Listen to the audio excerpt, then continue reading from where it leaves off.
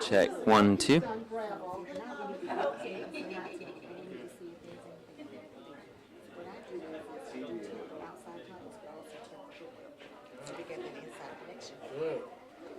All right, sir. Tell us your first and last name and how you spell it. My name is Jamon Williams, Jamon Williams, Williams. Great. And Jamel, what are you doing here today? I am here because I was interested in perhaps searching for a career with Goodwill Industries. My very first official job in the workforce was with Goodwill back in 1996 as a high school student. I went through a surgery, orthopedic surgery, and it left me disabled. And someone suggested that I apply at Goodwill, and I did, and that turned out to be my very first job. And years later, I'm back, perhaps searching for a career. When I was here, Miss Connie Scales was my supervisor, and I remember Marty and Keith Looper were some of the influential people with regards to introduce me to the workforce. And while I was here, I was pivotal in helping them to train clients who had physical as well as developmental disabilities. And it exposed me to a world in which I grew a fond appreciation for those who reach out to the community to help disabled. There's a need for workforce development training in the community, and Goodwill fills in that gap perfectly. A lot of people don't realize just how needed this is. There are a lot of people who cannot enter into the workforce without proper training. There is a lack of availability with trainers. So I take this time to encourage Goodwill to keep up the good work because they've been such a valuable asset to our community. Great. And if it wasn't for Goodwill, where do you think? Do you think you would have a job? Well, it was very educational, and it was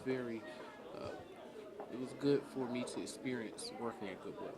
I cannot say that this first job at Goodwill changed my life to the point where I became the most successful, happy person, but it gave me an experience.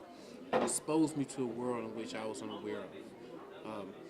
As a high school student, I did not know just how many people were limited by disabilities. And at that time, I was not aware of just what type of struggles disabled people have to undergo in order to become successful in the workplace. Many people who receive disability claims, they do not want to receive disability claims. They actually want to work. And some of these people actually take less money to enter into the workforce instead of just sitting around and receiving the disability pay. And so when I see the spirit in those individuals, that is something that is to be commended. That is something to be encouraged. That is something to be mentored. And it's to be grown because it leaves a legacy and a culture of helping your fellow man, which will be passed on to future generations. Because most people, we wake up in the morning, we go to work, we walk, we don't think about the individual who doesn't have two legs. We don't think about the person with arthritis who can barely open their medications or open their, jelly or peanut butter.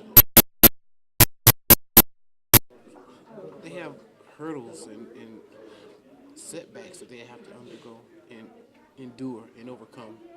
And it's individuals like that that make the greatest difference in our society and our culture because the human spirit in them is so strong. And to mentor that human spirit and to mold it and to help train it and to guide it into a brighter place, that is an honor. That's an honor. And people at Goodwill, the individuals at Goodwill, they've done a wonderful job of training people into interest into the workforce. And it needs to continue. There needs to be more support for that. Any closing comments you'd like to add?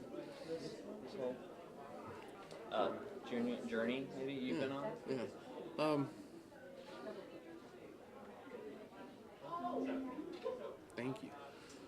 I think Goodwill because it taught me from a young age to be appreciative of my gifts, my abilities, my limitations and setbacks as well.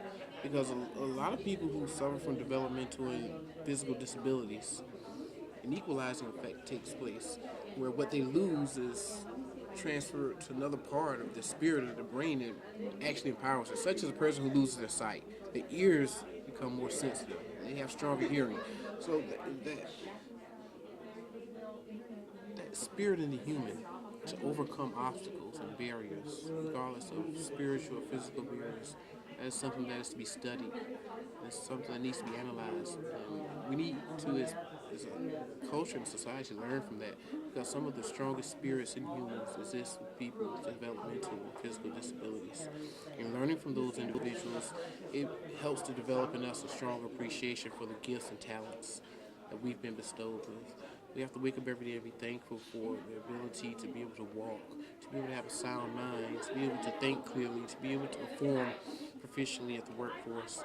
And to those who are in need of that training, we as a community should, we as a society are obligated to support those who are willing to put emphasis on the training of workforce development.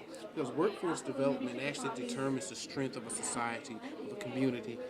And the small things such as that, which are part of the pivotal foundations of a community, that we as a community, as a city, should focus on. And I think goodwill is doing a very good job in that. I would like to encourage them to keep up the good work. Thank you so much. Thank you. Good luck. All Thanks right. so much, man. Ian Reese, WJCO. It's a pleasure. Thank you. Where'd you come from? From Savannah. I just came back